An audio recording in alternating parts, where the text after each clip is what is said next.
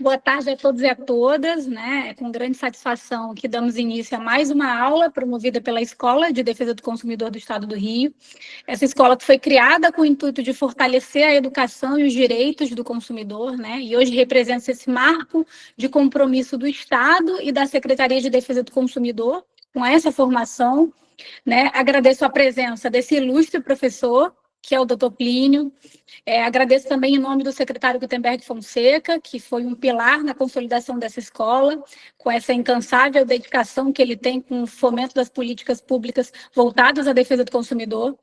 Hoje nós temos a honra, né? Fico muito feliz com o aceite do convite do professor Plínio, que é uma pessoa que eu tenho um grande orgulho de hoje dizer que é um amigo, de receber esse professor renomado advogado hoje, professor da Universidade Federal Fluminense, promotor de justiça aposentado e hoje coordenador da Comissão de Defesa do Consumidor da LERJ, que é o CODECOM, super reconhecido pela sua excelência na academia e também na advocacia, e um grande nome na área do direito do consumidor. Hoje o doutor Plínio traz um tema que é um dos principais temas que a gente debate hoje em dia, que é a era digital, marcado por um cenário que está cada vez marcado pela inovação da tecnologia, as transformações na relação de consumo, e os grandes desafios que essas transformações na relação de consumo levam por conta da tecnologia. Então, não poderíamos deixar de trazer um tema tão relevante como esse, e ninguém mais, ninguém menos do que uma pessoa tão fundamental para tratar de um tema como esse. Com a palavra, o doutor Plínio.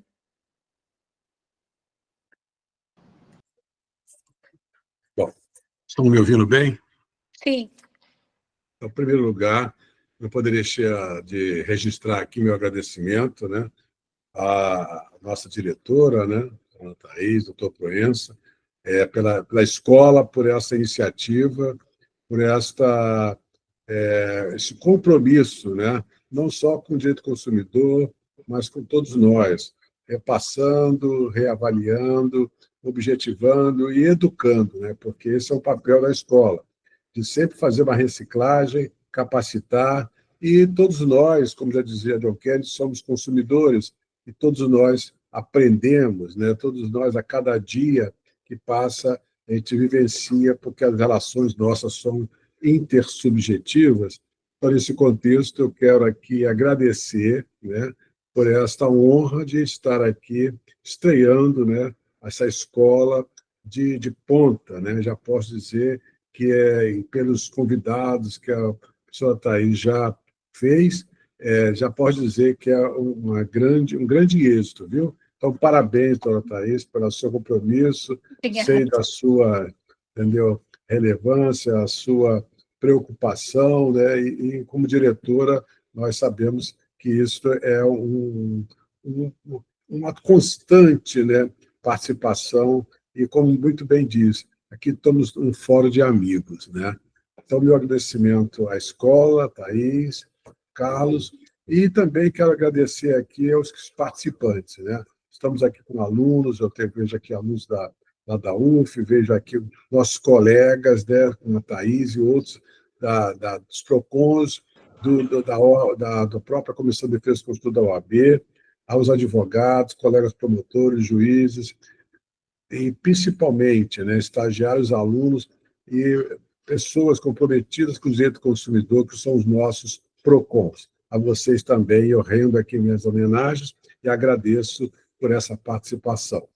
Eu, em razão do tema, eu preparei alguns slides aqui envolvendo o nosso grupo, né?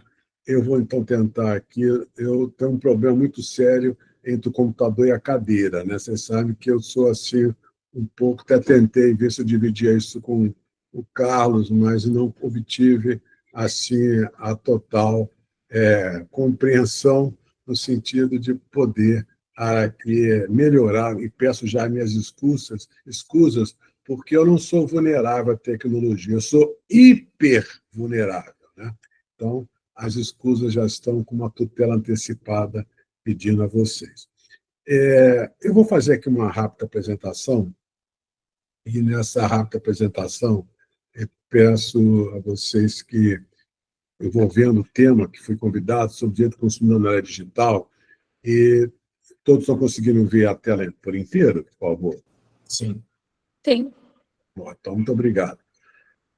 Numa apresentação rápida para quem que me conhece, né, eu sou doutor lá em Direito pela Universidade Federal Fluminense. Eu fiz o meu mestrado na Universidade Gama Filho, essa lamentável universidade que não existe mais, né? E fiz uma especialização também na Universidade Federal Fluminense em Direito Civil Aprofundado. Isso nós vamos retroagir a 1986, né? Quando, na verdade, eu me formei na Cândido Mendes, em Ipanema, então, o bacharel em Direito pela Cândido Mendes.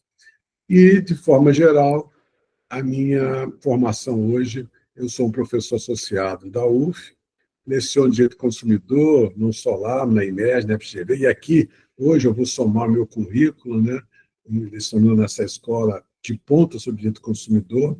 Fui presidente da MPCOM, 2014 a 2016, e hoje, muito bem colocou a doutora Thais, eu estou coordenando, né, sou coordenador jurídico lá da Comissão de Defesa do Consumidor da LERJ, além de acumular também a coordenação do curso de doutorado lá na UF, o qual eu tenho o prazer de ter o professor Guilherme Martins, né, dividindo essa cadeira sobre relações jurídicas de consumo. E estou hoje aposentado do Ministério. Então, essa é a nossa apresentação rápida, né, envolvendo a nossa pessoa aqui, em qual estou muito honrado com o convite. Como sempre, a gente indica alguns sites antes de fazer a exposição, né? É claro que o site da MPCOM, por ter sido presidente, sempre recomendo, embora a nossa revista está fora do ar, mas tão logo ela retorne, né? Eu recomendo as publicações ali da MPCOM, então www.mpcom.org.br, né? O outro site todos nós conhecemos, que é o consumidor.gov.br, e o terceiro site é este, o consumidorvencedor.mp.br. Eu sempre recomendo, principalmente aos consumidores e PROCONs, qualquer demanda que antes que você venha a tomá-la, né, ou então a registrá-la, consulte se já não existe uma ação coletiva proposta com trânsito julgado, o que é muito mais fácil você executar, né, ou mesmo tirar proveito da fundamentação não só da sentença na ação coletiva, mas também na postulação como forma de alicerçar, né, o seu processo administrativo sancionador, caso seja necessário, né, fundamentar.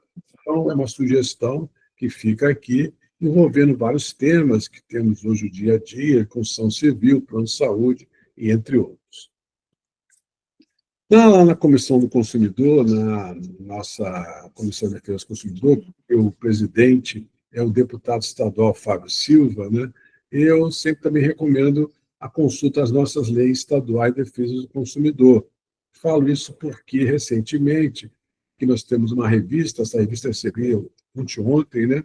É a revista de dezembro, revista dos tribunais, e ela tem, por acaso, nesse contexto aqui, me solicitou um parecer a respeito da constitucionalidade ou não de uma lei estadual que estabelecia a proibição ou a obrigatoriedade das empresas, dos fornecedores, né, em estender as promoções e benefícios não só aos novos clientes, mas também aos clientes antigos. E, nesse contexto, eu fiz um parecer aqui, ratificando, embora o Supremo Tribunal Federal, através da lavra do relator, do ministro Alexandre de Moraes, tenha declarado inconstitucional por maioria, eu me alicercei no voto do ministro Fachin, sustentando, né, com relação, principalmente envolvendo as escolas, que hoje dão novos descontos para novos alunos, enquanto os alunos antigos não têm esse mesmo direito.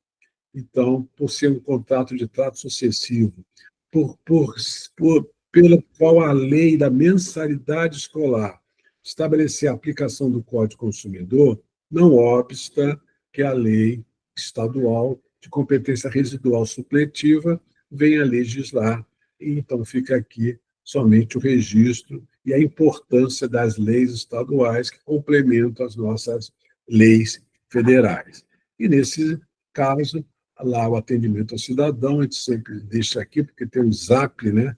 E este Zap ele pode ser e deve ser utilizado. Hoje, é a forma pela qual o consumidor também pode se valer. Fica aqui o registro para caso o cidadão queira reclamar, né? Independente dos órgãos de proteção ao consumidor também, lá a Codecom está à sua disposição.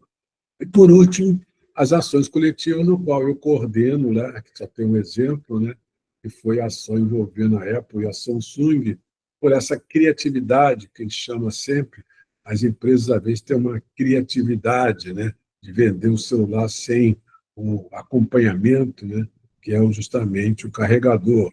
Então, com base nisso, nós postulamos algumas ações e obtemos, e no caso de êxito, né, depois divulgamos para as nossas linhas aí, nosso interesse do direito do consumidor. Bom, em linhas gerais, é uma rápida apresentação do nosso trabalho.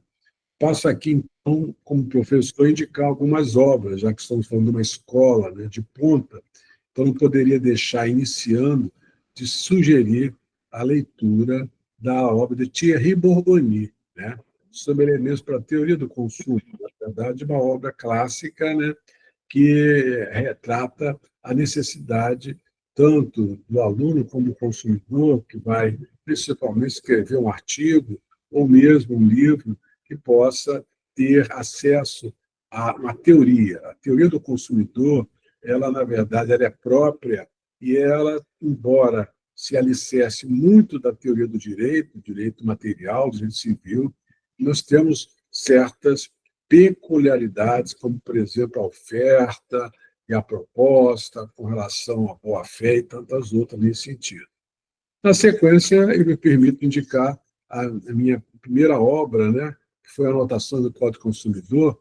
Eu cito sempre essas obras, porque às vezes a pessoa, você que é o Plínio, né, eu já tinha esse seu livro, veja bem, esse livro ele foi editado até a terceira edição, que foi atualizada com o Código Civil de 2002, mas a Forense já também faliu, né? Então esse livro já não está sendo reeditado. Mas é um livro que eu tenho muito carinho, porque foi onde eu iniciei a lecionar, lá em 1989, né? Na Universidade Gama Filho, que foi a primeira universidade que implementou a matéria eletiva Direito do Consumidor, né? Quando, na época, existia muita resistência, porque o direito do consumidor foi tratado como sendo residual, né? É um direito que falava para que um código do consumidor, já que na Alemanha não precisa nem código, né? Então, o Código Civil já trata de todas as relações jurídicas, principalmente negociais, né? Fala do contrato. E, então, foi necessário criar essa eletiva lá na Gama Filho para que pudesse divulgar, e hoje, graças a Deus, temos todas as universidades têm uma disciplina de direito do consumidor, algumas de forma obrigatória, como lá na UF, no sexto período, outras são EADs, mas o interessante é conhecer, divulgar o direito do consumidor. E somos também, nesse contexto, esta obra que eu utilizei como sendo minha dissertação de mestrado, né, o Abuso das Relações de Consumo, que também a editora Forense publicou, e aqui, como vou deixar com vocês, outras obras que foram também no mesmo naipe, sendo, no mesmo sentido, divulgando o nosso direito, o direito do consumidor. Bom, antes de entrar, então, no nosso tema propriamente dito, envolvendo o direito do consumidor nessa era digital, eu queria passar para os senhores que nós não vamos conseguir avançar sobre esse tema se não elencarmos aqui, revisitarmos 4 primícias que são indispensáveis para entender o direito na era digital, o direito do consumidor na era digital. Então, eu vou passar aqui, me permitir rapidamente rever, para alguns vai ser uma revisão, para outros até o início de aprendizado. Eu tenho aqui, inclusive, alguns alunos que ainda não viram o direito do consumidor. Então, para falar do consumidor na era digital, são necessárias essas 4 premissas. Primeiro, como aplicar o Código do Consumidor. Como eu devo aplicar o Código do Consumidor? Primeira premissa diz o seguinte: você, para aplicar o Código do Consumidor, é necessário que você responda a 3 perguntas, necessariamente nesta ordem que nós vamos dar a seguir, né? Como aplicar o Código do Consumidor? Primeiro, respondendo à primeira pergunta: se existe ou não relação de consumo no fato retratado, né? Se há relação de consumo, nós vamos aplicar o Código Consumidor. Se não há relação de consumo, nós não vamos aplicar o Código Consumidor. E aí, revigorar os conceitos de fornecedor, conceito de consumidor, se existem esses conceitos, e se existe o serviço e o produto, e se há essa atividade econômica, esse vínculo, nós vamos aplicar o Código Consumidor. Se não há, na verdade, não vamos aplicar o Código, vamos aplicar outro ato normativo, mas não o Código Consumidor. Então, se você responder a relação simples de consumo, essa questão envolvendo uma fundação, essa questão envolvendo um órgão ou uma entidade, né? Se ela se estiver dentro do contexto da relação de consumo, vamos aplicar o código. Se não, não vamos aplicar o código. Sim, primo, vou responder a primeira pergunta, a relação de consumo. Passando na ordem a segunda pergunta, que se há relação de consumo e existe uma reclamação envolvendo, esta reclamação, ela retrata um produto ou um serviço. Primeiro, quem reclama, ou reclama de um produto ou um serviço, então nós precisamos saber se esse produto ou serviço contém um defeito ou vício. Ou seja, este dano que foi causado a esse consumidor que está reclamando no nosso órgão de proteção do consumidor, por exemplo, ele provocou o que no consumidor? Que tipo de dano? Foi um dano físico ou foi um dano econômico? O celular explodiu, é um dano possivelmente físico, porque a pessoa foi atingida com a explosão de um celular, logo é um produto com defeito. Não, o celular não funciona, logo nós temos aí um dano econômico, então tratamos de vício. Esta segunda é importante porque os produtos com defeitos estão elencados entre o artigo 12 ao artigo 17. E os produtos com vício estão elencados entre os artigos 18 ao 25. Bom, já vi que há uma reclamação, essa reclamação é uma relação de consumo. Este dano é um dano que advém de um produto defeituoso ou de um produto com vício. Tá, última pergunta. Da onde advém esse tipo de dano? Esse dano decorre de uma praxe usual no mercado, de uma prática considerada prática abusiva, ou advém de um contrato, de uma cláusula contratual abusiva. Por quê? As práticas são aquelas, como o nome está dizendo, praxes que não estão previstas no contrato. Então, a questão de consertar um produto sem orçamento prévio, isso é uma praxe, uma prática. Não. O contrato dispõe a obrigatoriedade de fazer isso e aquilo. Então, esta cláusula, ela, então, é uma cláusula abusiva. As práticas estão elencadas no artigo 39 e as cláusulas estão previstas no artigo 51. Então, a primeira premissa é como aplicar o código. Minha sugestão, respondendo essas 3 perguntas. Segunda premissa, na verdade, um desafio. Interpretar o direito do consumidor, não é uma tarefa fácil. É uma tarefa árdua, e aqui também deixo com os senhores um texto da nossa lavra, em conjunto com o professor Pauseiro, professora Paula, que traduz uma sugestão de interpretação do Código Consumidor, e essa interpretação tem que ser uma interpretação teleológica. Tem que ser uma interpretação finalística, sob pena de interpretar o direito consumidor de forma totalmente contrária àquilo que o legislador estabeleceu como meta. Então, a interpretação do Código Consumidor, ela advém, primeiro, do reconhecimento do nosso Código de Defesa do Consumidor como sendo uma lex legum. É necessário, para a aplicação do Código Consumidor, além daquelas 3 respostas, o reconhecimento que o nosso código é uma lex lego. O que significa, Plínio, uma lex lego? Significa dizer que nós já não estamos dentro da teoria da norma, conforme Kelsen sempre recomendava sobre que o direito é a norma. Na verdade, nós estamos dentro da teoria do ordenamento jurídico, em que Bobbio muito bem nos leciona, traduzindo que entre as diversas normas heterotópicas, nós temos várias normas hoje no mercado de consumo, normas relacionadas a plano de saúde, normas relacionadas à questão da lei da liberdade econômica. Entre essas diversas normas heterotópicas, é necessária a aplicação da doutrina de Eric Jenny, que sugere que nós possamos fazer um diálogo entre essas diversas fontes, para aí sim reconhecer o nosso CDC como sendo uma lex legum, quer dizer, uma norma de sobre-direito, uma norma de sobre-estrutura jurídica.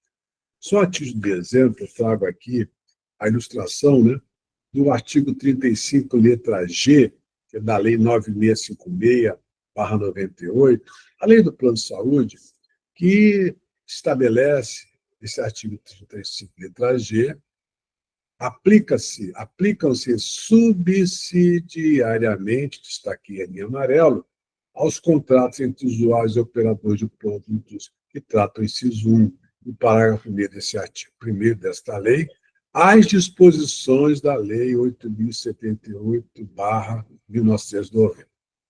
A interpretação que sempre os consumeristas foi a interpretação sempre feita pelos consumeristas em relação a esse dispositivo é que esse dispositivo estava totalmente equivocado.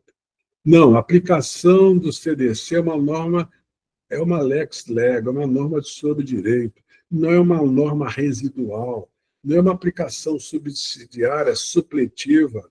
A verdade, esse usuário do plano de saúde é um consumidor. Então, nós não podemos aplicar, como na forma da antinomia, que lex specialis derroga lex generalis, dizendo o seguinte: se a norma específica do plano de saúde dispõe desse fato, o Código Consumidor não pode ser aplicado, só de forma supletiva. De tanto interpretar e tanto julgamento, hoje a própria lei do plano de saúde, ela reconhece nessa interpretação, né, ex vileges, dizendo o seguinte: submete à disposição desta lei, lei do plano de saúde, as pessoas jurídicas e privado que operam plano de assistência à saúde, sem prejuízo do cumprimento da legislação específica que rege a sua atividade. E, aí botei em amarelo, simultaneamente das disposições da Lei 8.078, de 11 de setembro de 1999, e a própria lei faz questão de colocar entre parênteses, Código de Defesa do Consumidor. Então, hoje, a própria lei do plano de saúde reconhece não aplicação subsidiária, mas sim aplicação simultânea, o que deu margem, inclusive, ao parecer da lavra da nossa professora Maria Estela Gregori, afirmar, como se denota, este dispositivo, que é esse artigo 1º da Lei 9656, revogou tacitamente o artigo 35, letra G, que dispunha equivocadamente sobre a aplicação subsidiária do CDC. Então, veja bem, meus diletos amigos, para falar do direito constitucional digital, primeiro temos que saber como aplicar o código. Segundo, temos que saber como interpretar o código.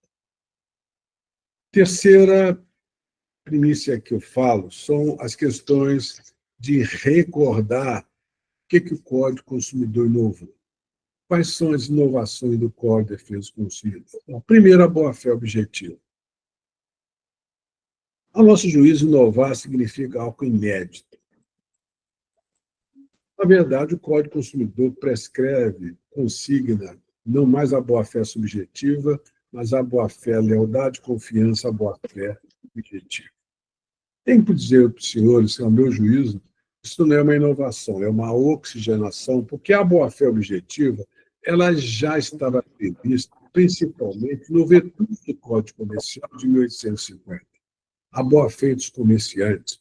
Vejam bem a boa-fé relacionada ao título de crédito, entre o endossante, entre o sacado, sacador, endossante, tomador e o avalista, as assinaturas ali, ninguém nunca pediu reconhecimento de firma, isso era boa-fé. Contudo, veio o Código Civil de 1916 e veio dizer que o que vigora é o pacta sunt servanda. Esta boa-fé, então, cedeu para a boa-fé subjetiva e retornou o Código Consumidor. Bom, é uma inovação, mas, ao nosso juízo, uma oxigenação, mas um ponto positivo. Também a teoria da lesão é uma inovação, mas também recordo-me que já tínhamos, desde as ordenações manuelinas e afonsinas, a teoria da lesão enorme, a teoria da lesão enormíssima, e, novamente, o Código Civil vem e dizendo que o que vigora é o princípio da obrigatoriedade dos contratos, né? É o pacta sunt servanda, e vem o Código Consumidor posterior e resgata a teoria da lesão.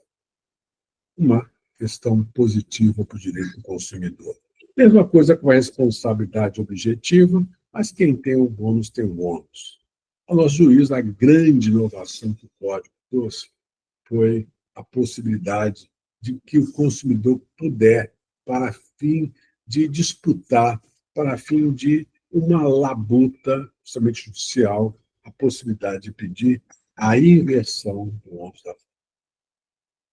Então, essa quarta premissa significa resgatar, recordar o que nós temos. E nessa recordação, a última premissa é os nossos instrumentos que facilitam o direito do consumidor. Então, falamos aqui da inversão do uso da prova. Temos hoje a possibilidade do consumidor, né, ao postular em juízo, reconhecer a legitimidade dos grupos econômicos no polo passivo. Temos a possibilidade de propor uma ação no foro do homicídio do consumidor, é um instrumento que facilitou. E também a possibilidade de postular, como nós falamos aqui, de uma ação coletiva, seja pelo Ministério Público, seja pela Defensoria, pelo PROCON ou pelo próprio CODECON, a possibilidade, inclusive, formulando pedidos genéricos para que o consumidor possa liquidar e executar o seu dano. Responsabilidade objetiva, reconhecimento terceiro como sendo vítima, logo um consumidor equiparado, e as espécies de solidariedade. Bom, para quem não sabia, estou sabendo, a maioria já viu isso, já sabia, mas eu preciso ter isso sempre ao lado, que me parece que hoje ou as empresas, ou às vezes até certos tribunais, esquecem. Eu tenho visto muitos pareceres, muitos artigos, excelentes até, decisões, mas com pouca profundidade na aplicação do código. Isso seria muito mais prático se pudéssemos diluir isso dentro do direito do consumidor, fundamentando com base nessas nossas ferramentas que o legislador nos concedeu. Bom, feito isso, iniciamos o nosso tema. Nosso tema, então, envolve a questão do consumidor na era digital. Primeiro ponto é falar desta pessoa, esta pessoa vulnerável, esta pessoa que, na verdade, está em situação de desigualdade perante o fornecedor. E, no primeiro contexto, reconhecer esse sujeito digital, eu tenho aqui que recordar aos senhores que nós hoje, e você já percebeu isso, que você hoje não é mais uma pessoa. Você hoje é um número, ou melhor, você hoje é um algoritmo. Se você quer reclamar do seu pacote de internet, ou mesmo reclamar com um banco sobre determinado contrato bancário, não adianta você declinar o nome de seu pai e o nome da sua mãe. Você é um número. Você perde seu cartão de crédito, perde sua carteira, você liga para o administrador e diz: eu perdi meu cartão. E a atendente pergunta: qual é o número do seu cartão? E aí, eu não sei o número do meu cartão, mas eu tenho o meu nome, né? Não, então vamos pelo número do seu CPF. Eu não sei o número do CPF, pedi a carteira, mas eu tenho o nome do meu pai, tenho o nome da minha mãe. Não, é informatizado. Se eu tiver o número do seu RG, número, na faculdade, para tirar um histórico escolar, uma certidão, eles querem o número da matrícula. E o Código do Consumidor veio dizer que você não é um número. Você é um sujeito de direito e, como tal, merece ser ouvido. O Código do Consumidor, então, ele é o responsável pela repersonalização do consumidor como sujeito de direito. Estamos vendo a atualização do nosso saque, né? Quer dizer, no Brasil é o único país que a criação do serviço de atendimento ao cliente é criado por ato normativo, quando, na verdade, a empresa deveria ter interesse em ouvir o consumidor, assim como John Kennedy elencou em 1962 nos seus 4 direitos básicos. Um deles é ouvir. A empresa não pode simplesmente se dedicar somente a vender a questão, e não temos que como ouvir o nosso produto, o nosso consumidor. Hoje, grande êxito do consumidor.gov é porque as empresas perderam muito os seus saques, a forma de investir, deixar o consumidor horas e horas numa linha telefônica. E isto é o que o código vem e diz: olha, você é um sujeito, na verdade, você é uma pessoa.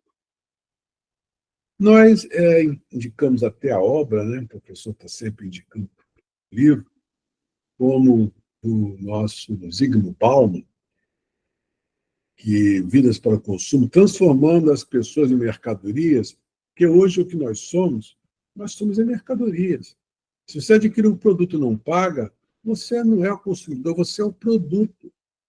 Ah, que bom, esse site aqui vai me dar o gabarito da prova da OAB, eu não vou fazer nada, só vou declinar os meus dados. Na verdade, você é o produto. Lá na Codecom, por exemplo, nós ajuizamos uma ação em face do metrô, porque hoje as reclamações que foram declinadas desse órgão nosso foram no sentido que não temos mais um atendimento pessoal. Aliás, está difícil, né, você falar com uma pessoa da empresa. Ontem mesmo eu quis ampliar o meu pacote internet e, na verdade, eu tenho que mandar um e-mail, não tem como entender, falo no chat com o robô, mas eu queria explicar o motivo pelo qual e até que ponto era interessante ou não. Preciso conversar. Então, a reclamação que tinha contra o metrô é que as pessoas não tinham mais atendimento, um guichê, para receber o dinheiro da passagem, a tarifa. E, ao ouvir essa instituição, eu falei: não, mas hoje nós estamos com uma tecnologia avançada, hoje tem aplicativo, tem um cartão, não precisamos ter mais um caixa para receber. Mas tem pessoas que não são daqui, tem pessoas que vêm de fora, tem pessoas que necessitam, têm dinheiro para pagar. Como é que faz? Ah, nós temos uma máquina para isso também. Uma máquina que recolhe dinheiro, dá troco. Ou seja, foi necessário judicializar para sensibilizar. Você, no mínimo, tem que ter uma pessoa. Por quê? Esta pessoa, ela merece ser ouvida. Eu trago sempre uma ilustração interessante de um consultor nosso lá, que, certa feita, uma senhora, ela estava reclamando de um aparelho de televisão, que ela comprou a televisão e não ficou satisfeita, eu acho que era Samsung, A Samsung imediatamente deu um voucher, um vale postal, não tem problema, só não gostou da televisão, está aqui o vale, pode devolver. Sem... Mas era necessário ouvir esta senhora. Por quê? Essa senhora mora no interior, ela é paraplégica e mora sozinha. No momento que comprou a televisão chegou na casa dela. Agora, para devolver a televisão nos Correios, tem um carro, um ônibus, um caminhão para pegar. Então, é necessário conversar com o fornecedor, e foi isso que o nosso consultor fez. Olha só, uma questão muito boba, um Uber, coisa boba, não precisamos entrar com ação. É necessário ouvir o consumidor. Hoje, a nova lei do SAC estabelece que a possibilidade de estender não só as concessionárias de serviço público, mas a todos os fornecedores um dever. Dever de o quê? De ouvir. Primeiro ponto do direito do consumidor digital é que o consumidor não é um robô, é uma pessoa. Vamos voltar a falar sobre a personalidade dela e também da sua privacidade. No consumidor digital também, nós hoje temos fornecedor. Mas vejam bem, em 1990, o nosso Código do Consumidor se preocupou muito com a questão do ente despersonalizado. Fornecedor da pessoa física, jurídica, público-privada, nacional, estrangeira, ou bem como ente despersonalizado. Grande conquista para 1990. Por quê? Eu mesmo já propus uma ação coletiva em face de uma faculdade, e a faculdade existia para receber do aluno o valor da mensalidade. A faculdade existia, por exemplo, para emitir o diploma. Mas, na hora de responsabilizar a faculdade, ela dizia que eu sou um ente despersonalizado, porque eu não existo. Quem existe é quem me mantém, é a mantenedora. Logo, você propôs ação contra a pessoa errada. Isto envolve um desestímulo para que você venha propor nova ação. Quem tem condições paga, quem tem condições, a ver se vale da assistência judiciária, mas o código diz não, não, não. Esta pessoa ela é um ente despersonalizado. A responsabilidade, até então, se envolvia para a responsabilidade das cotas, né? Numa responsabilidade envolvendo a questão do patrimônio relacionado, porque o patrimônio do sócio não se confunde com o patrimônio da empresa, mas, nesse caso, a responsabilidade é de quem administra.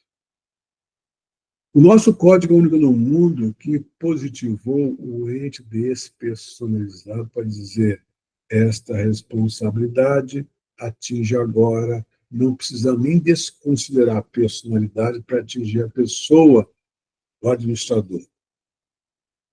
Por quê? Você, quando compra um produto, por exemplo, o antigo Ricardo Eletro, você comprou da pessoa jurídica. Você comprou uma geladeira da Ricardo Eletro, você então pode processar, acionar a pessoa jurídica. Ah, mas o Ricardo Eletro não deu geladeira. Posso processar o Ricardo Eletro? O Ricardo tem um apartamento lá em Angra dos Reis? Não. Por quê? Ela está limitada a, justamente, as atividades envolvendo, inclusive, o patrimônio da empresa. A não ser que se desconsidere a personalidade jurídica. Mas, nesse contexto aqui, ainda que não tivesse, é despersonalizado. Hoje, no direito consumidor digital, nosso maior problema é que as empresas, principalmente as empresas fora do país, elas não se procuram ter mais um local, uma sede própria. Tudo está nas nuvens. Tudo, a preocupação nossa hoje é tentar achar o domínio da empresa, o link, né, o IP, porque nós trabalhamos com muitas das plataformas digitais. Como é difícil, meus senhores e minhas senhoras, a conseguir, às vezes, falar com uma empresa que está em atividade no Brasil, mas aonde é localizada, para fins, inclusive, de procuração. Então, nesse contexto, surgiu essa figura do fornecedor fiduciário. O fornecedor envolvendo a economia circular. Eu tive o prazer de participar da banca Fábio Schwartz, né, esse defensor público, nosso colega, que atua, escreveu esse belo livro, né, Economia Compartilhada e o Novo Conceito de Fornecedor Fiduciário. O doutor Fábio Schwartz fez um doutorado lá no nosso programa, na UF, e eu fui contemplado em participar da sua banca, que obteve aprovação, inclusive um êxito, recomendando a publicação, e esse livro eu também recomendo. Então, hoje, o que nós temos é essa figura, né, do fornecedor fiduciário. Fornecedor fiduciário, porque temos outros tipos de fornecedor, né? O fornecedor, Mercado Pago, é a Uber. Não, nós não somos fornecedores, somos intermediadores, o quinto andar. Na verdade, são fornecedores. Trago aqui a de exemplo, envolvendo o marketplace, né? Uma questão que um consumidor adquiriu um telefone celular numa compra no site da Amazon, que justamente intermediava um fornecedor real, que nós chamamos de fabricante, né? E dizendo que não teria nada a ver com esse caso reclamado. E no caso dessa decisão, dessa apelação, né, foi reconhecido o direito do consumidor e, inclusive, reconhecendo, nesses casos de marketplace, a solidariedade. A solidariedade envolvendo atividade essa dada como atividade empresarial, logo, uma nova figura fornecedora. Também, o direito consumidor na área digital hoje envolve as atividades empresariais nesse mercado digital. E aí eu me recordo de uma outra obra do Rick Becker, né, junto com Tom Gibbs, falando da modernidade reflexiva. Hoje, estamos refletindo muito sobre as atividades do nosso mercado. Por exemplo, hoje, cardápio oferecido por certos restaurantes é um cardápio por QR Code. Certa vez, fiz uma palestra, né, com o professor desembargador Marco Aurélio, que foi nosso diretor aqui da Escola da Magistratura, a Emerge, e eu, na palestra, dizia, gente, sábado, domingo, e vocês vão ver que isso é verdade, quem ligar para mim sábado, domingo, não liga porque não vai me achar. Porque sábado, domingo, eu não levo celular. Eu vou levar celular para restaurante? Pelo amor de Deus, eu quero meu descanso sábado, domingo. E aí eu chego no restaurante, pego o cardápio e diz assim, cardápio é por QR Code. E nesse momento eu não estou sem o celular, como é que eu faço? Eu falo assim, então me dá aquilo que aquele ali está comendo, porque eu não tenho o celular. E por não ter o celular, não tenho direito a acesso ao cardápio para que eu possa consultar o alimento. Da mesma forma, envolve hoje nas nossas academias, você já percebeu isso? Vai fazer aí uma academia, se você não reservar por aplicativo, chegando lá, tem lugar para você, não. Hoje, as questões e esta crescente divulgação das tecnologias, elas invadem até a ponto de ter nossos cartões, né, com essa tecnologia embarcada, que é por aproximação. Então, voltamos lá na Codecol, né, nós temos várias reclamações, inclusive, uma delas foi contra a Facilita, envolvendo essas compras relacionadas à aquisição de produtos e as reclamações. Como reclamar? Como comprar é fácil, aperte aqui e tal, você já está adquirindo. Onde eu reclamo? Por isso que hoje os nossos problemas não envolvem uma fase pré-contratual nem contratual. Nosso problema está na fase pós-contratual.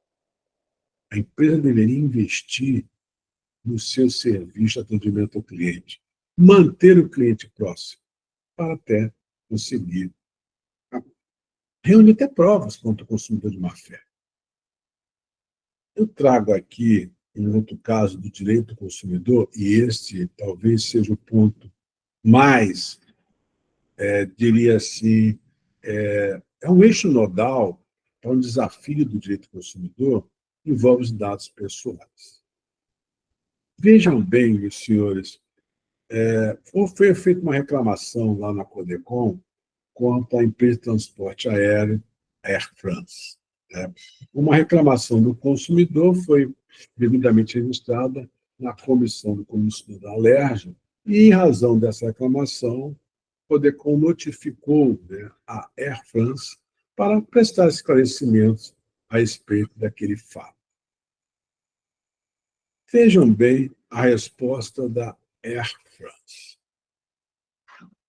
Prezados senhores, agradecemos o recebimento da solicitação extrajudicial em nome do senhor X, consumidor.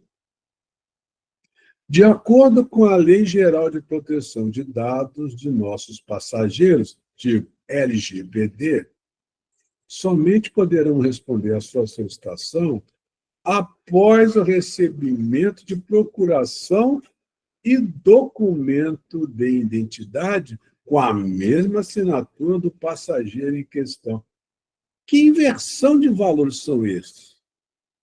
Aonde foi que tem a norma dizendo que um órgão de proteção ao consumidor, para solicitar ou notificar para prestar esclarecimentos, ele tem que, na verdade, é o próprio consumidor reclamar diretamente com ele, ou você ter uma procuração? Da onde surgem essas criatividades de dar essas informações? Com base em quê? A LGPD não fala isso?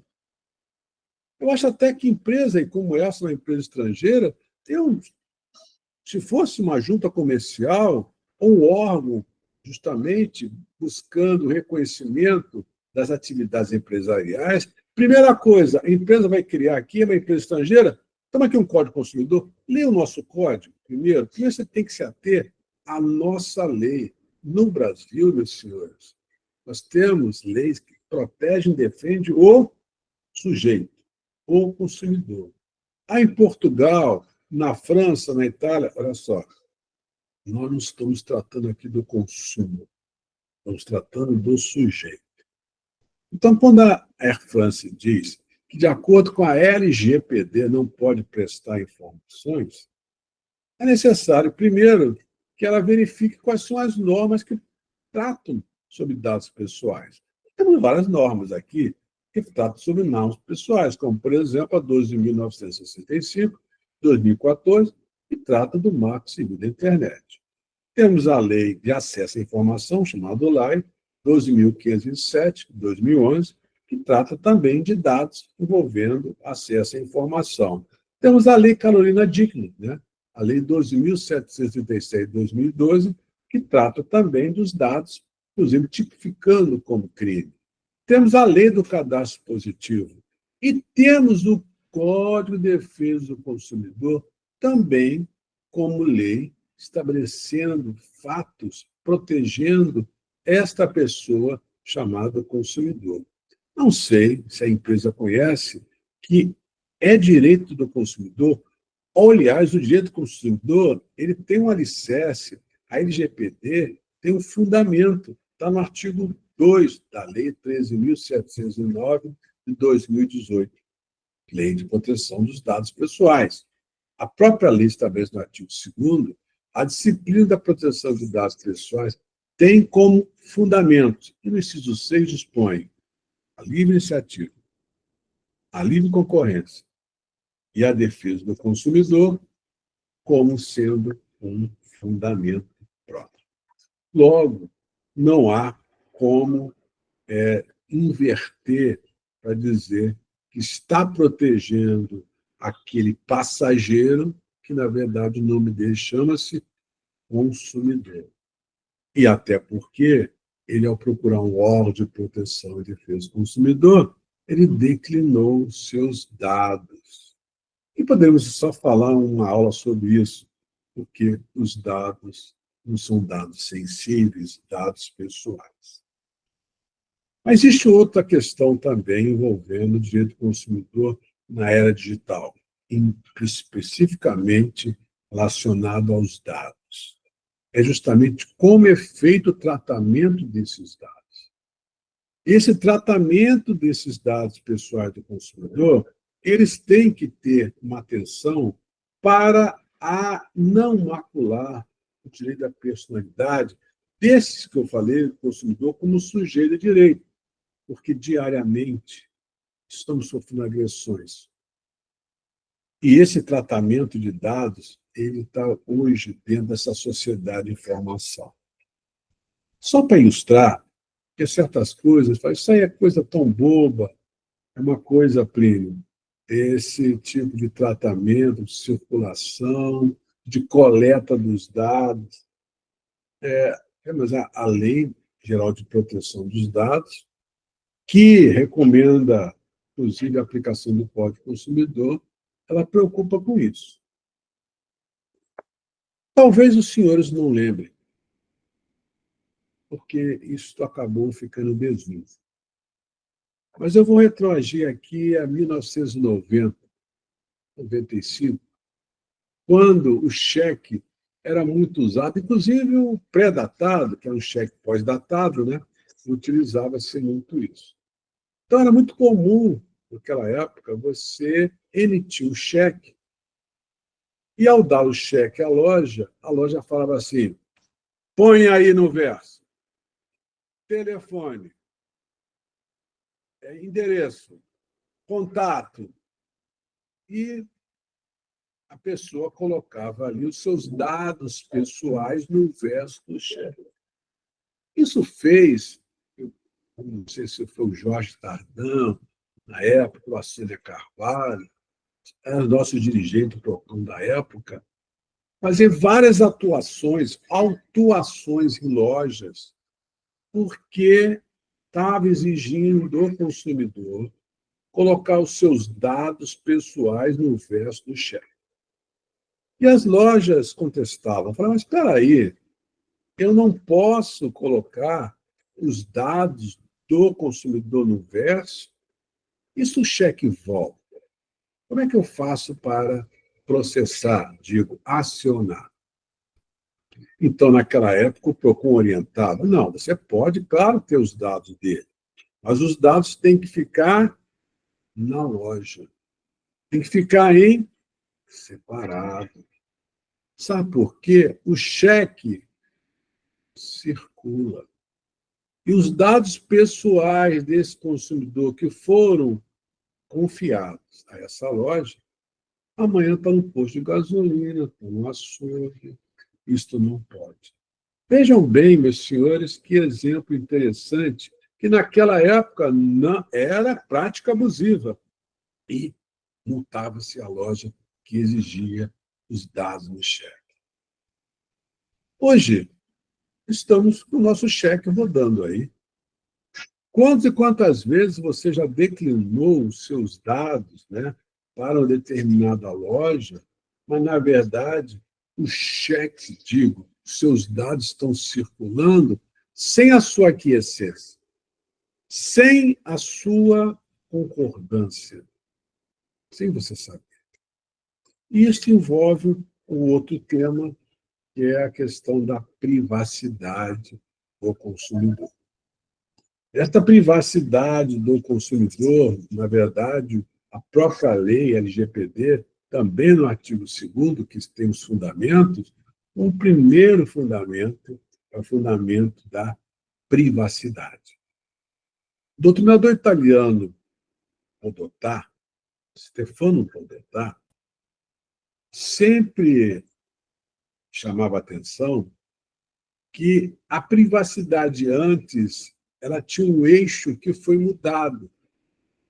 Esse eixo antes era um eixo estabelecido entre pessoa, informação e segredo. Mas agora mudou a sociedade de informação.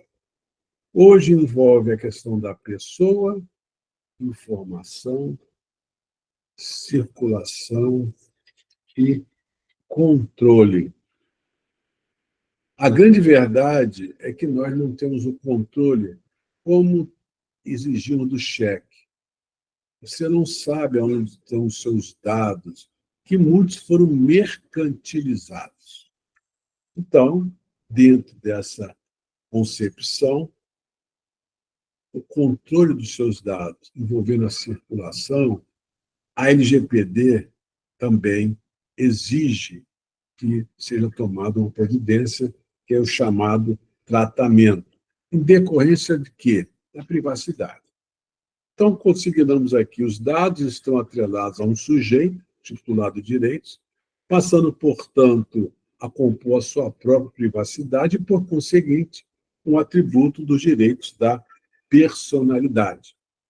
A privacidade, sob o ponto de vista de ser deixado só, right to be alone, liberdade negativa, salvo interferências alheias, não satisfaz mais a proteção do direito da personalidade em meio à denominada sociedade de informação, que reclama uma tutela dinâmica ou plural, atinente ao controle da coleta e da utilização dos próprios dados pessoais, chamada liberdade. É que estamos aqui, talvez, alguns alunos, talvez não estão tendo contato primeiro, né, sobre dados, recomendamos a leitura desses conceitos que estão na própria LGPD. A LGPD, no artigo 5º, ela trata dos conceitos de que são dados pessoais, que são dados sensíveis, que são dados anonimizados, né? Nós temos hoje dados pseudos anonimizados, o que é banco de dados, o que é controlador. Então, recomendamos, e fica aqui só o registro, para esses conceitos que envolvem a própria Lei Geral de Proteção de Dados. Mas no direito do consumidor digital, um outro ponto relacionado ao controle é a questão do consentimento. O consentimento. Será que o consentimento presume aceitação? Eu citei até aqui um caso, quando era promotor, eu me lembro que o senhor ele adquiriu uma revista da editora Abril. E ele era aposentado e ele não gostava de ser mais molestado com publicidades, com certas informações. Ele queria ficar no canto dele. Então, ele assinou essa revista. E logo após a assinatura, começou a receber telefonema, mala direta, receber ofertas. Ele ligou lá para a editora Abril e falou: por acaso, foi aí que eu declinei meus dados pessoais e vocês comunicaram esses dados a outras empresas? Eu estou recebendo muita mala direta. E a editora Abril falou assim: não, é aqui mesmo, seu João. Foi aqui que nós declinamos seus dados para outras empresas. Aliás, nós assim fizemos com a sua anuência, a sua aquiescência. Eu falei: eu autorizei? Sim. O senhor está com um exemplar da nossa editora? E, perfeitamente. Pega a capa. Pois não. Não, a contracapa. Sim. Olha lá embaixo. Pois não. Pega uma lupa. Se o senhor não enviar para a nossa editora uma restrição, o senhor não concorda em que decline seus dados pessoais, significa que o senhor está autorizando. E nós tivemos que, naquela época, demonstrar, e nesse momento, que o Código Civil estabelece que o silêncio presume aceitação. No Código Consumidor, o silêncio não presume nada. Silêncio presume uma praxe, uma prática abusiva. Caso que Bruno Biondi fala sobre o consentimento forçado, a todo momento estamos sendo deparados com isso. Eu tive um carro, foi roubado, então fui na Honda me sugeriram fazer um test drive. Mas para fazer um test drive, eu teria que preencher um formulário que estava no iPad. O senhor se importa de preencher esse formulário? O senhor preenche o formulário, o senhor faz um test drive desse carro nosso. Não tem problema. Nome, identidade, CPF, mora onde, tá? Datas de nascimento, aniversário, tal, não tem problema. E no final tinha assim: o senhor concorda em divulgar os seus dados para outras empresas concessionárias? Não, não, isso eu não quero, não. Aí botei um não. Eu falei assim: o senhor não concorda? Não. Então o senhor não tem test drive. Mas você falou, está me perguntando. Não, não, mas isso é o que nós chamamos, no direito consumidor na área digital, do consentimento forçado. Quer dizer, é o seguinte: para que está me perguntando? Tem que botar sim, né? Foi o que eu fiz, senão não tinha o test drive. Isto vai de encontro à autodeterminação informativa. Isto tem a ver que o artigo 2º da própria LGPD estabelece que a disciplina de proteção de dados pessoais também, além de ter o fundamento do direito do consumidor, além de ter o fundamento da privacidade, tem a autodeterminação informativa. Eu tenho que, na verdade, ser informado de tudo para ter a capacidade de discernir. E, neste caso, temos como estabelecer a questão do que o próprio Código estabelece, e nós vamos voltar a falar do TCLE. Mas o artigo 5º estabelece, para os fins desta lei, o que considera o consentimento? O que é? Diz o inciso 12. Consentimento é manifestação livre, informada e inequívoca pela qual o titular concorda com o tratamento de seus dados pessoais, olhem bem, para uma finalidade determinada. Então, o consentimento é o termo de consentimento livre e esclarecido, que é o chamado TCLE. Vamos ver que não pode ter um consentimento, na verdade, generalizado. Na reclamação, temos diversos casos que exigem o tratamento de dados pessoais. O artigo 7º também dispõe: o tratamento de dados pessoais somente poderá ser realizado nas seguintes hipóteses. Primeiro, inciso 1, mediante fornecimento de consentimento pelo titular. Artigo 8º. Consentimento previsto no inciso 1 do artigo 7 desta lei deverá ser fornecido, primeiro, por escrito, ou por outro meio que demonstre a manifestação de vontade do titular. Parágrafo 1º. O consentimento, caso o consentimento seja fornecido por escrito, esse deverá destacar cláusula destacada das demais cláusulas. E aí, eu cotejando a LGPD com o Código do Consumidor, recordei daquilo que o artigo 8º trata dos riscos, ou do risco inerente, e a necessidade de ter um termo de consentimento livre esclarecido.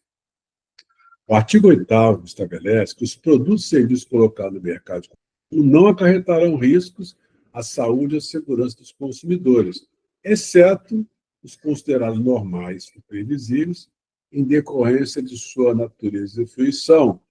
Aí botei em vermelho: obrigando-se os fornecedores, em qualquer hipótese, a dar as informações necessárias e adequadas a seu respeito. Já está feita, Sérgio Cavalieri comenta no seu livro, que uma pessoa foi extrair um tumor, né, da próstata, mas o médico não alertou que ele poderia ter incontinência urinária ou mesmo impotência sexual. Na verdade, quem extrai um tumor, como a dona Joana d'Arc, que extraiu um tumor no cérebro, mas teve como consequência a perda da visão, ela não pode processar o médico por este tipo de consequência. Por quê? É um risco que vem, e é próprio, é inerente a esse fato. Mas ela poderá, sim, processar esse profissional se não for dado esse termo de consentimento livre e esclarecido. Mas o que a lei está tentando dizer, não basta só um papel assinado dizendo que é TCLE. Ele tem que ser autêntico. Recebemos lá reclamações, e acredito que os senhores também nos PROCONs somam esses fatos, reclamações, por exemplo, do contrato de adesão da BMG, da questão do crédito consignado, ou do cartão de crédito que vinha junto com o consignado. Quando pedimos informações ao BMG, ele juntava o contrato e anexo um TCLE. O que dizia? Eu informei a ele a respeito disso. Foi livre e esclarecido. Alguns casos têm até uma foto que foi feita pelo Zap, pedindo, bate uma foto aí dizendo que você está concordando. Na verdade, não foi esclarecido. A respeito dessas atividades. Essas atividades do consentimento têm uma finalidade. Nós temos aqui alguns convênios com universidades, inclusive fora do país, a UF tem, e uma delas foi na Espanha, com a Universidade de Vigo. Então, nesses convênios, né, nessas trocas entre professores, um professor da Espanha, de Vigo, veio aqui para o Brasil e estava lecionando lá na UF. Um belo dia saímos, nós professores, para uma comemoração e fomos para o Outback. Ao chegar no Outback, tinha uma promoção que você deveria preencher ali os seus dados. Uma vez preenchendo os seus dados, isto já é entregue à pessoa e a pessoa tinha direito a uma sobremesa. O professor Anton preencheu o formulário junto com os outros professores aqui do Brasil e todos nós fomos contemplados com uma sobremesa, exceto o professor Anton. Porque o professor Anton, ao declinar ali o e-mail dele, que era da Espanha, a Outback falou, opa, isso aqui não dá para dar sobremesa. E nós informamos a finalidade da coleta desses dados. Ele é um cidadão europeu. Se eu for chamado lá, na Espanha, para falar, você informou a finalidade desse dado, eu posso ser multado. Veja só que rigor imposto à empresa a ponto de negar, coitado, a sobremesa do professor Ana. Mas é porque não diz a finalidade. E nesse condição da própria desenvolvendo o consentimento à sua finalidade, o artigo 8º estabelece no parágrafo 4, o consentimento deverá referir-se a finalidades determinadas e as autorizações genéricas para o tratamento desses dados são nulas. Não adianta dar uma autorização genérica, mas eu não sei se ela qual a autorização para o fim, a finalidade específica que eu estou dando, diz a lei. Isso é nulo. No entanto, estamos a todo momento sendo aí, assinando autorizações sem saber qual a finalidade. Também pergunta se esse consentimento pode ser revogado, e a própria lei dispõe no artigo 8º, dizendo, olha, o consentimento pode ser revogado a qualquer momento, mediante manifestação expressa titular, por um procedimento gracioso, gratuito, e também ele será facilitado. E o consentimento enganoso? O nono diz, parágrafo 1º, na hipótese que o consentimento é requerido, esse será considerado também nulo caso as informações fornecidas ao titular tenham conteúdo enganoso ou, vejam bem, meus senhores, abusivo, ou não tenham sido apresentados previamente com transparência, de forma clara e inequívoca. Olha novamente o TCLE. Tem que ser um termo de consentimento livre e esclarecido, porque não é crível que eu me comprometa a fazer algo que eu, por exemplo, eu possa pagar uma tarifa envolvendo um seguro por inadimplência, que seria muito bom, desde que ele não seja imposto.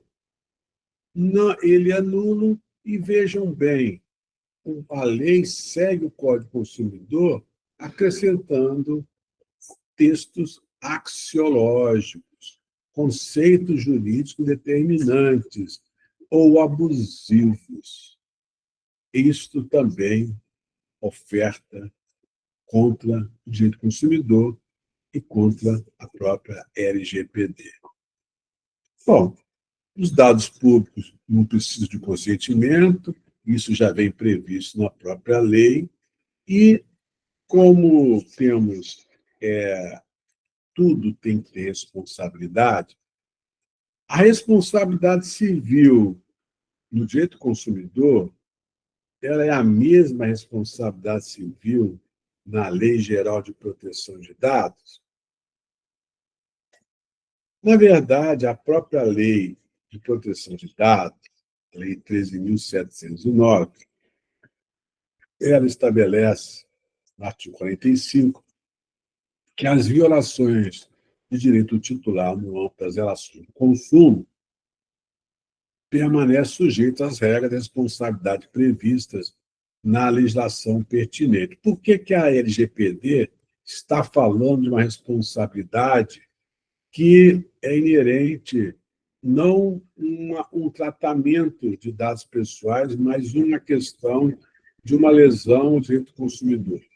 Porque nós vamos ver que o próprio CDC, como a LGPD, é possível penalizar uma empresa de forma simultânea por essas violações ao direito da privacidade, ao direito como é feito o tratamento dos seus dados pessoais.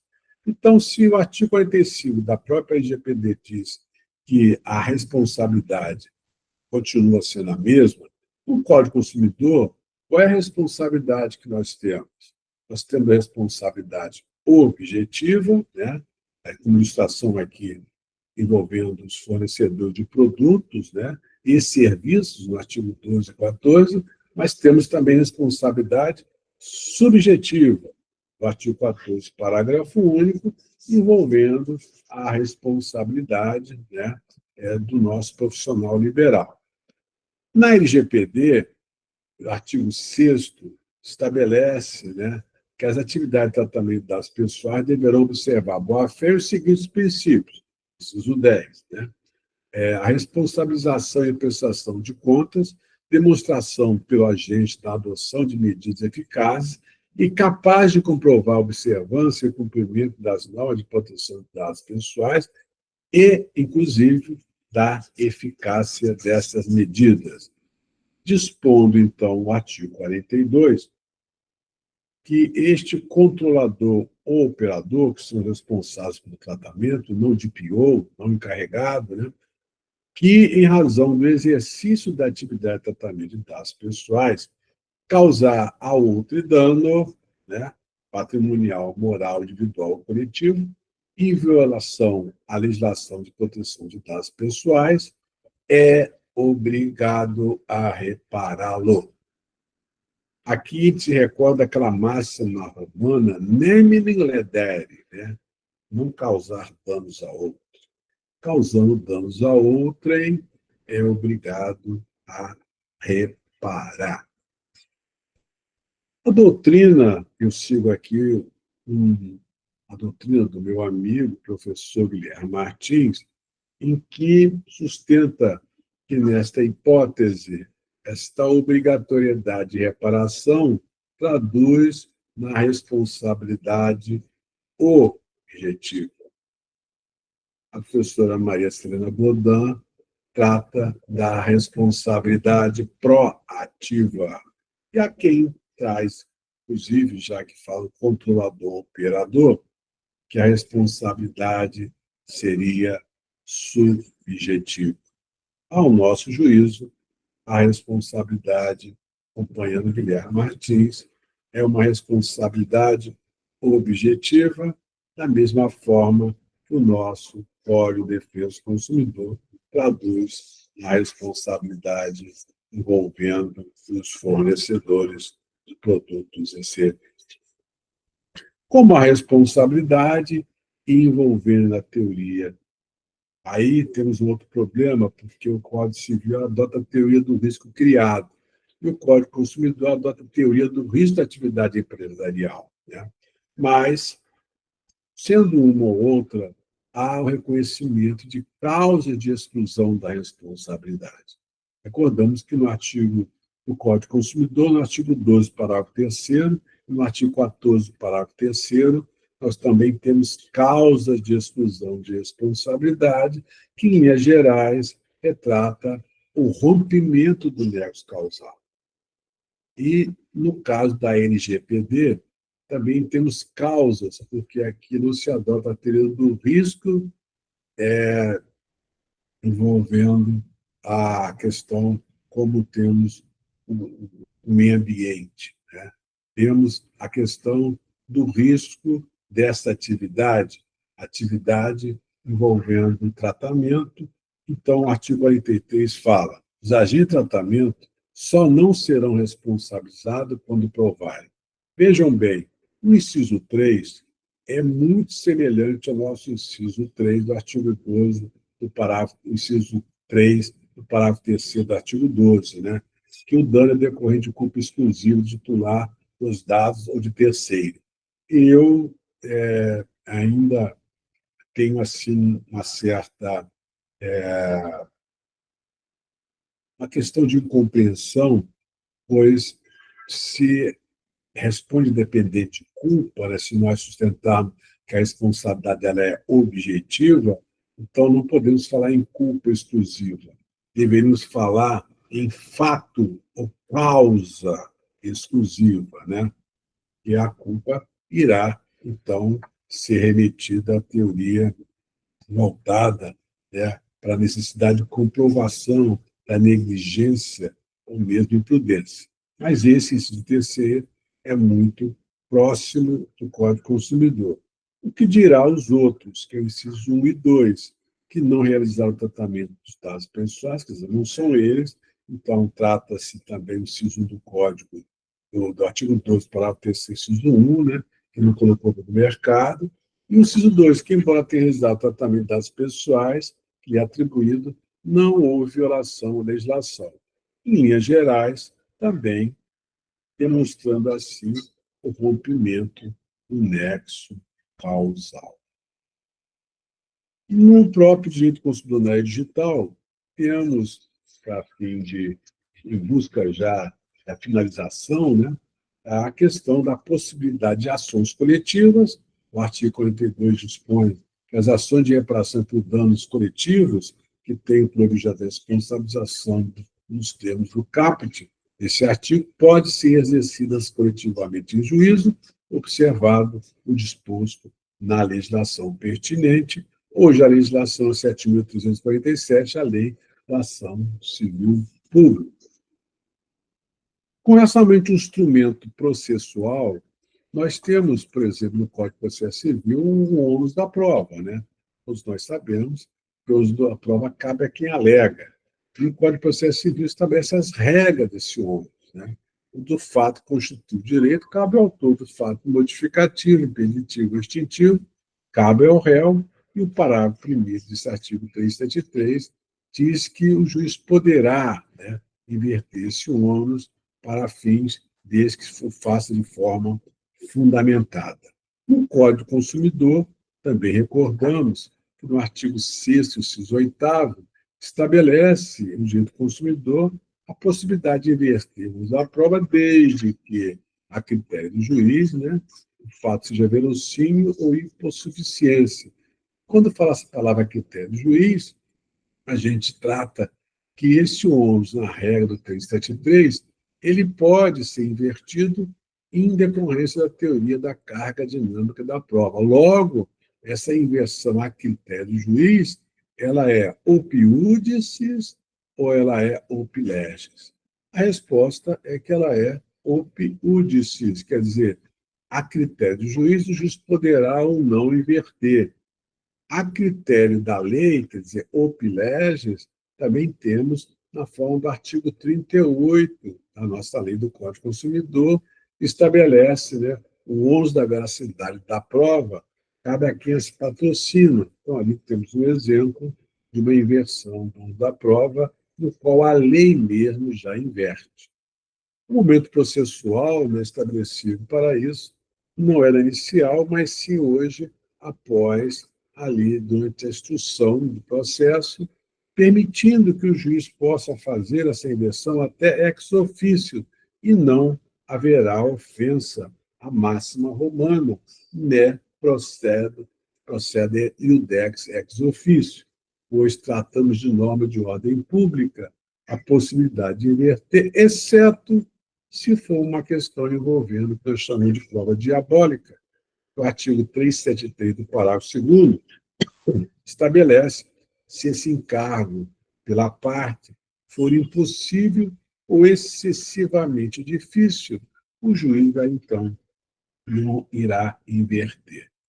Bom, se existe a inversão do ônus da prova no Código de Processo Civil e a inversão do ônus da prova no Código de Defesa do Consumidor, e como é a inversão do ônus da prova na LGPD?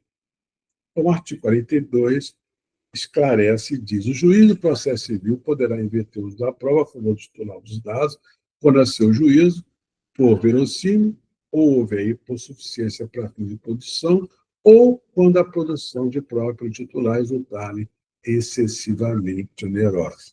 Então, traduzindo também numa inversão do ônus da prova.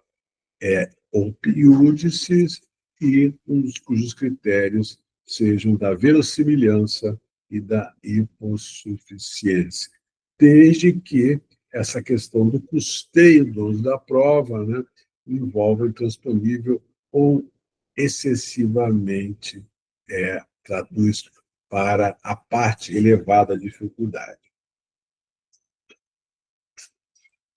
Meus senhores e minhas senhoras, no derradeiro, estou aqui a falar a respeito do direito do consumidor na área digital e dos órgãos que protegem esse sujeito de direito, chamado pessoa, que é o consumidor, e temos aqui a norma da LGPD e a norma do CDC.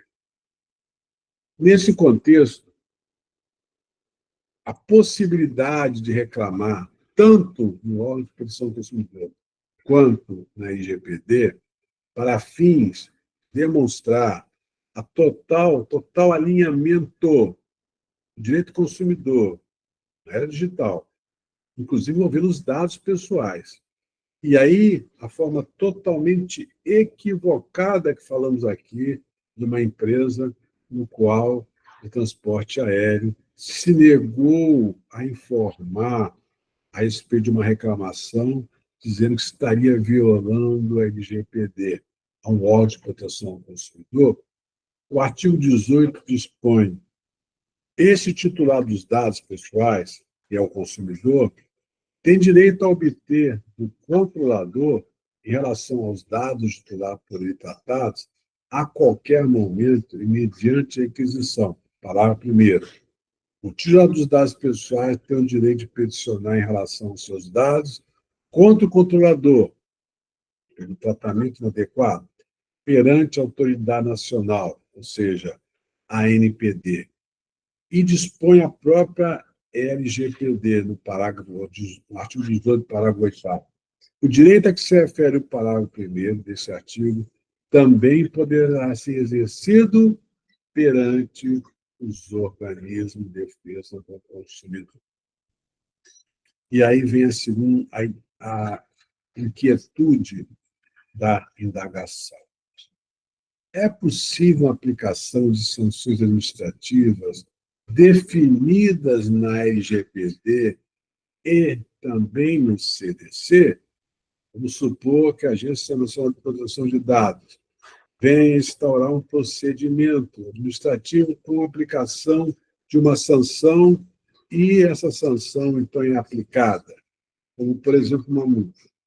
Será que o órgão de proteção do consumidor, com base no Código de Defesa do Consumidor, reconhecendo um vício de qualidade do serviço, também poderá aplicar a mesma pena ao nosso fornecedor? Será que não haverá, nesse contexto, um bis in idem? E o artigo 52 estabelece o seguinte: os agentes de tratamento de dados em razão das infrações cometidas às normas previstas nessa lei ficam sujeitos às seguintes sanções administrativas aplicadas pela autoridade nacional. Parágrafo 2º. O disposto nesse artigo não substitui a aplicação de sanções administrativas civis penais definidas na Lei 8.078, que é o Código de Defesa do Consumidor. Meus diretos, queridos participantes, aqui, então, eu encerro essa minha apresentação. Tenho só que voltar lá para encerrar aqui a apresentação, mas deixando à vontade a nossa diretora, Carlos e demais amigos que aqui nos prestigiam, né? Se tem alguma pergunta. Desculpe, eu não fiquei acessando aqui o chat, porque fiquei preso ali. Obrigado. Fiquei preso nossos slides. Então, quero agradecer aqui esse convite honroso e devolver a nossa palavra à doutora Thais para a condução desse negócio. Muito obrigado.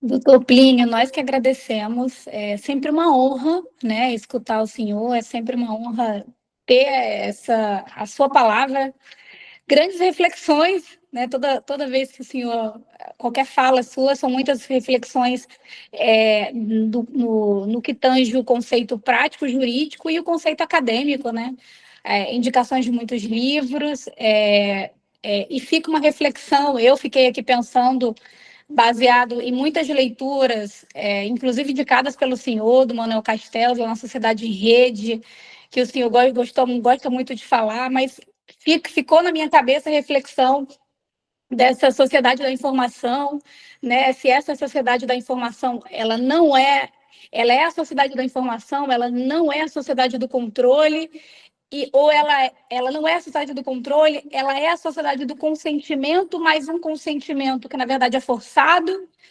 Então, fica uma reflexão sobre em que sociedade nós estamos hoje, né, sabendo desse mundo digital, se nós estamos realmente numa sociedade onde há um consentimento mesmo diante da informação, ou se esse consentimento é estritamente forçado. Então, assim, muito obrigada. Essa é a reflexão que eu acho que fica, né? Digamos assim, como falar do mundo digital é tão recente, apesar da gente já estar com normas e leituras, mas falar do mundo digital é tão recente que um contexto acadêmico fechado sobre isso a gente ainda não tem. Então, acredito que o que o senhor trouxe são momentos de reflexão, para a gente pensar exatamente que sociedade é essa que a gente tem nos dias de hoje, né? Eu gostaria de abrir, essa foi a minha análise, né? Eu já venho tendo uma análise de leitura sobre a sociedade em rede já há algum tempo, justamente para tentar entender como essa sociedade se modificou com a chegada das grandes redes, né? Então, é justamente nesse contexto que eu estou hoje agora, de buscar entender sobre esse controle, se existe ou não esse controle e, principalmente, se existe ou não esse consentimento. Vou deixar aberto aqui para as outras pessoas comentarem e falarem também. Mais uma vez, obrigada, doutor Plínio. Excelente, como sempre, em tudo. E vou deixar aberto aqui. Muito obrigado. Não sei se alguém quer falar, senão... Tem duas pessoas para falar, vamos lá.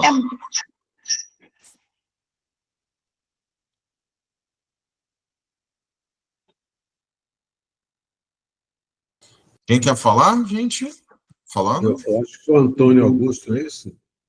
A Patrícia. Espera aí. Deixa eu liberar aqui.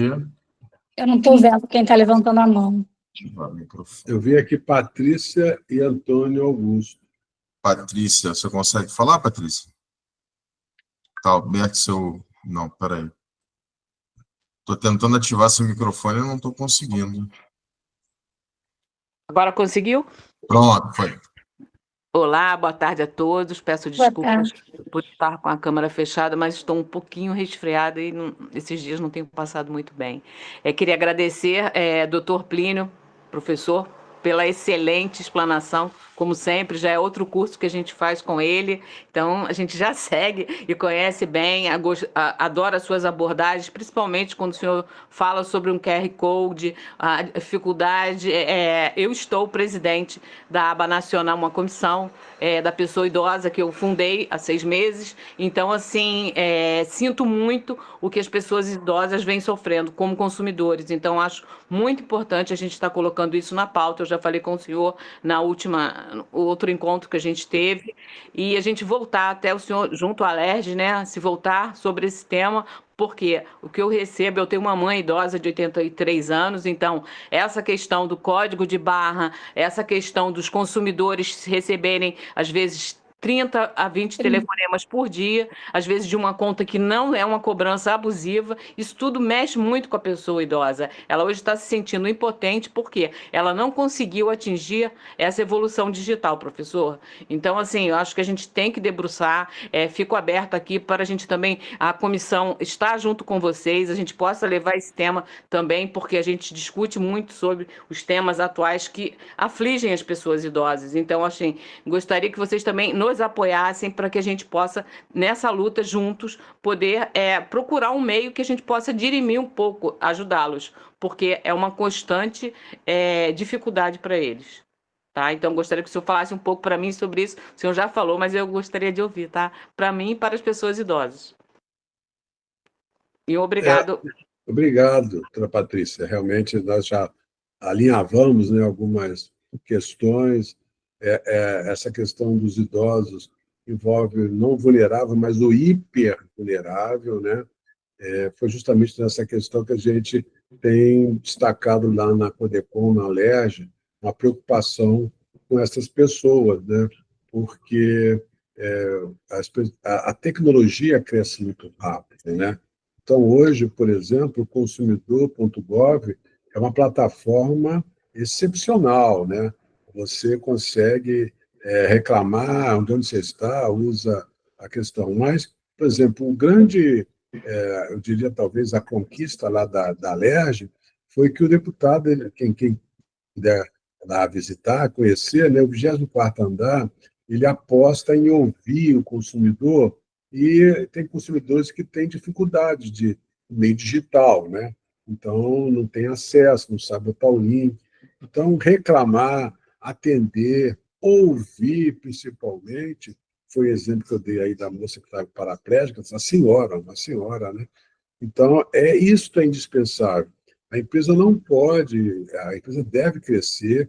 Nós estamos hoje na sociedade, muito bem lembrando, está aí, que eu gosto muito do Manuel Castelo, da sociedade em rede, né? Mas é claro que nós não vamos poder retroagir ao tempo passado do contrato, né, que era firmado par a par, né, o contrato paritário. Hoje os contratos são contratos de adesão, isso aí, estamos cientes, não vamos retroagir, mas jamais deixar de atender o idoso, atender a pessoa que necessita. Outro dia uma pessoa me ligou, você me desculpa, eu não entendo nada disso, quero pagar aqui uma escritura, mas eu não sei como é que faz. É esse termo de consentimento esclarecido que a LGPD exige, e não simplesmente a senhora assinou aqui, a senhora foi esclarecida, né? Então, é um ônus maior para a empresa, mas eu quero dizer uma coisa, a empresa que investir nisso, ela terá total apoio, primeiro, de uma publicidade gratuita, né? Eu me lembro uma vez que eu tinha um trabalho lá na Unimed, Juiz de Fora, e o doutor Hugo Borges era o presidente, e tinha uma questão envolvendo stents, farmacológica e tal, e foi, doutor, vamos fazer o seguinte, vamos fazer, a Unimed vai dar a sua parte, vamos divulgar isso aqui, e chamamos a Globo, a Bandeirante e tudo mais. Quer dizer, é onde a empresa cativa a pessoa que está lhe protegendo, que é um órgão de proteção do consumidor, e diz aqui, estou à disposição. Né? Esses tipos que eu chamo de criatividades empresariais, né? Publicidades criativas, são autênticos abusos. Né? E essa questão da queda de braço, ninguém ganha nisso. A questão, vamos ver quem ganha na justiça. Não, todo mundo perde. Eu aposto no diálogo. Temos que sempre abrir a porta para o diálogo, abrir para que possamos conversar, entender também, é necessário, às vezes, para o consumidor, mas jamais você recusar uma demanda de um consumidor que é um hipervulnerável. Muito bem, Patrícia. Parabéns pela sua longa atividade. A doutora Flávia Lira também levantou a mão para poder falar. Flávia. Que prazer, doutora. A doutora Flávia é nossa professora, né? Imagina, boa tarde, pessoal. A aula dela já é a próxima. Daqui já 2 semanas, né? A próxima quinta é a aula dela, próxima inclusive. Quinta? Professora Flávia. Já fica como spoiler, Vocês já estão gente. convidadas. Vocês estão me ouvindo bem? Vocês estão conseguindo me ouvir bem? Estamos Ótimo, gente. Sempre um prazer ouvir o Plínio, realmente nosso grande professor, né, pessoal? E realmente já fica o convite, porque a gente, sem meio que saber, a gente casou os temas. Então, assim, o meu tema já do próximo, que são os desafios nesse mundo digital, armadilhas do consumo, é um tema que está totalmente vinculado, casado com o que o Plínio nos deu aula hoje. Então, fica já o convite, continuaremos gente. O debate. Continuaremos o debate. Eu queria só colocar também, Plínio, no nosso bate-papo, a questão, você tocou muito bem, Patrícia, também, dos hipervulneráveis, eu queria também trazer a questão das crianças e adolescentes para esse mundo digital. A gente aqui no PROCON está iniciando um debate de um núcleo de estudos aqui em relação a jogos online, BETs.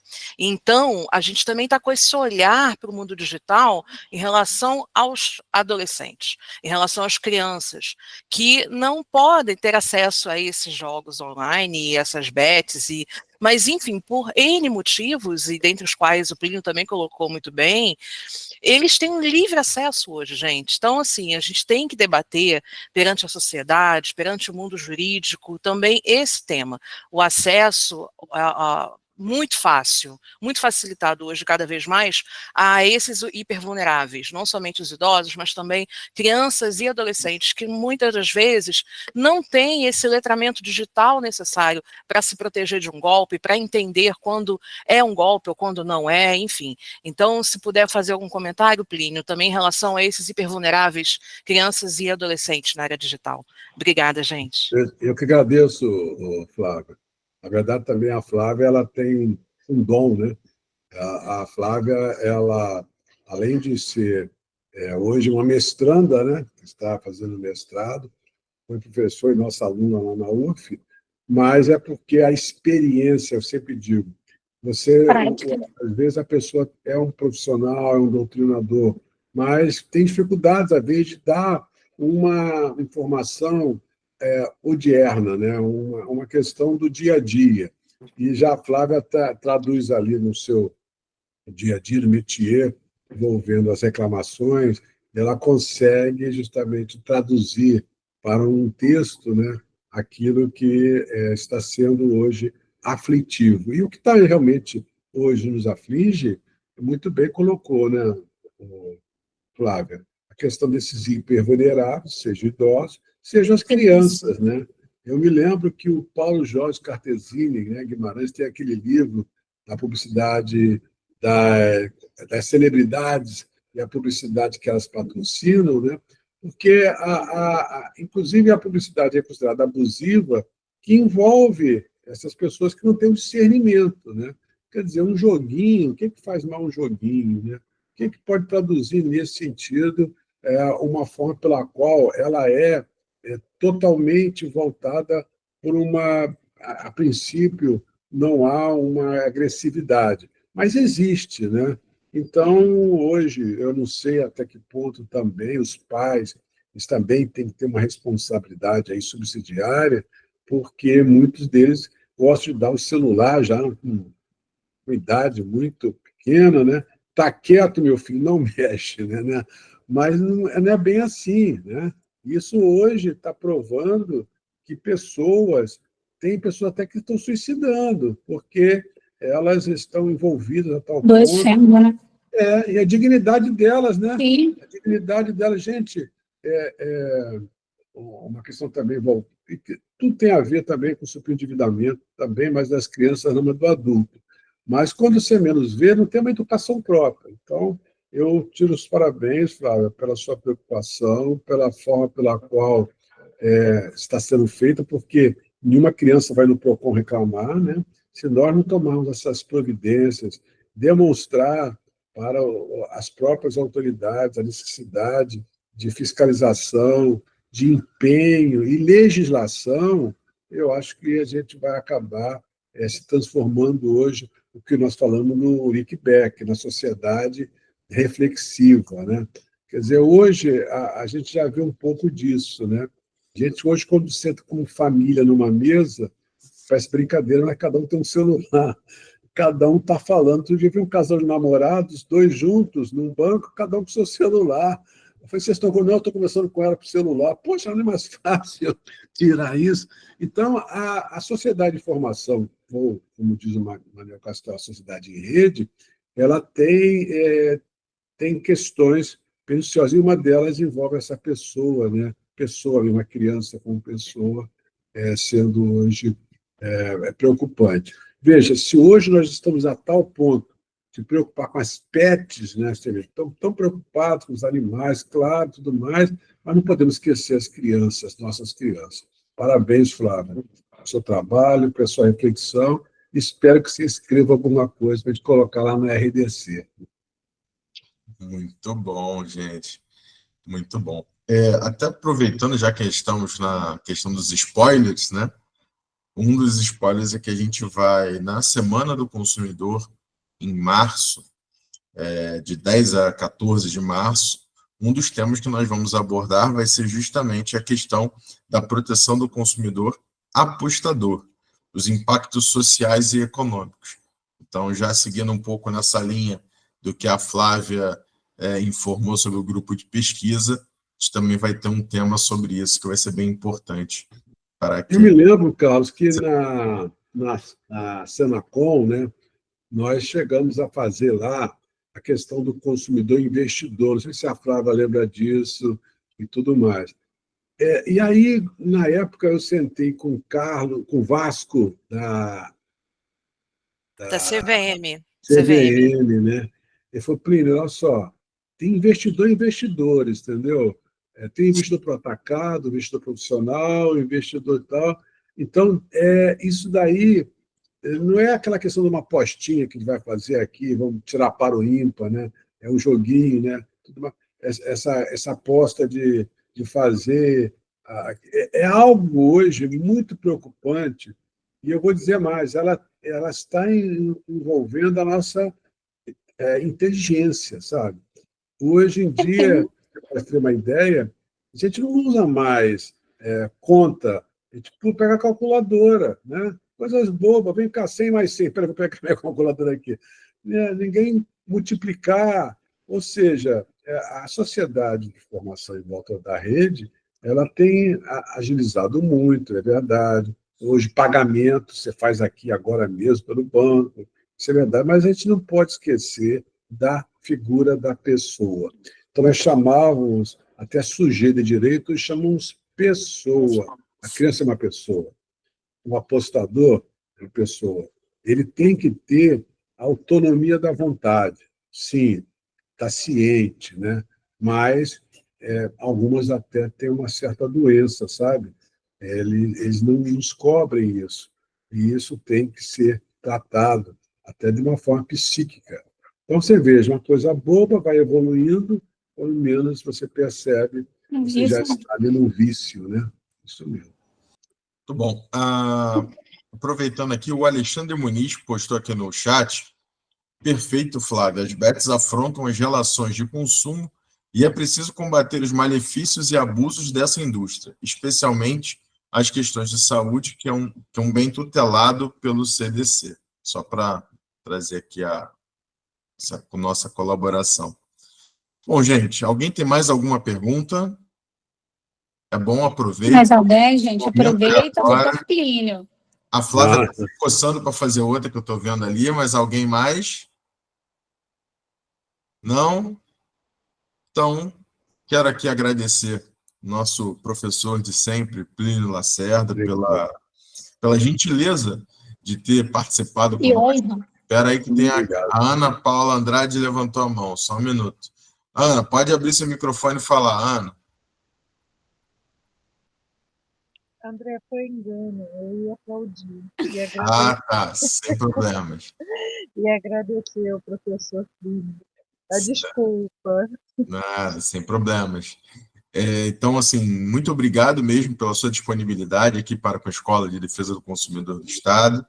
Você é um parceiro fundamental nessa nossa caminhada e tenha certeza que nós vamos cada vez mais caminhar juntos, contar com a sua participação aqui na Escola de Defesa do Consumidor, com o PROCON RJ, com a Secretaria de Defesa do Consumidor. Vai ser muito importante essa caminhada juntos, porque se nós não nos unirmos, se nós consumidores não nos unirmos, já sabe o que vai acontecer, né? Vamos continuar sempre demandando o judiciário, demandando os órgãos de defesa do consumidor e nunca vamos ter aí não digo nunca, porque nunca é complicado falar, né? Mas vai ser difícil a gente conseguir brigar com paridade de armas aí nessas questões.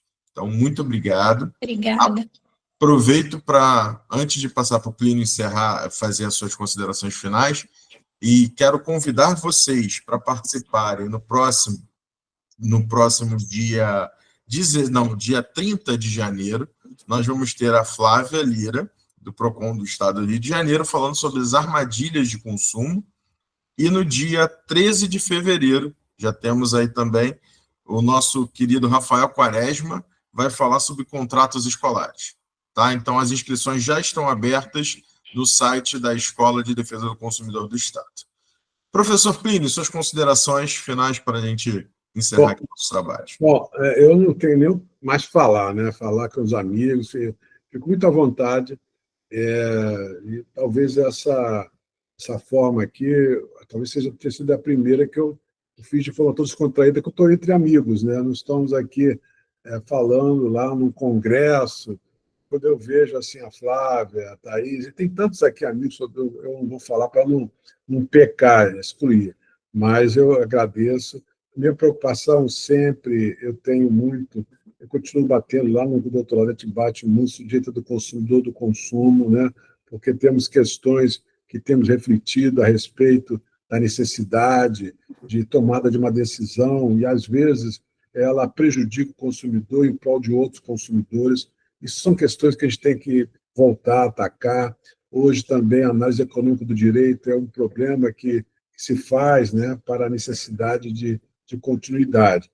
Mas de tudo isso, o que eu tenho mais assim destacado foi o que eu falei, são as criatividades empresariais, né, que às vezes é como a Flávia colocou aqui, desde um jogo inofensivo, né, que não tem nenhum tipo de ofensivo, mas existe já agressão, né? Não só agressão patrimonial, mas é uma agressão de vinculação, né? A pessoa está abdicando, às vezes, até a capacidade de raciocínio. E, cada vez mais, eu acho que nós devemos escrever, sabe? Não só limitar, porque a gente faz aqui um protesto. Então, eu falei com vocês desse parecer, que eu até mostrei aí, deixei reservado, nessa revista dos tribunais, uma crítica à própria decisão do STF. Claro que a crítica sempre tem que ser fundamentada, né? Mas isso é necessário, porque senão a gente vai pegando nosso espaço. Nós estamos perdendo nosso código. Nosso código é o melhor código do consumidor do mundo. Se você pegar a legislação da Itália, que na verdade chamava Lei do Consumidor da Itália, hoje chama-se Código do Consumo, para alinhar a questão de Portugal e da França. Nosso código não é do consumo, nosso código é do consumidor, né? Então, continuamos defendendo nossa pessoa, nosso sujeito de direito. Mas obrigado, Thaís, obrigado, amigos. Vocês são muito generosos, entendeu? Pela avaliação que fizeram aqui. E eu que agradeço mais uma vez essa participação e, desde já, coloco à minha disposição.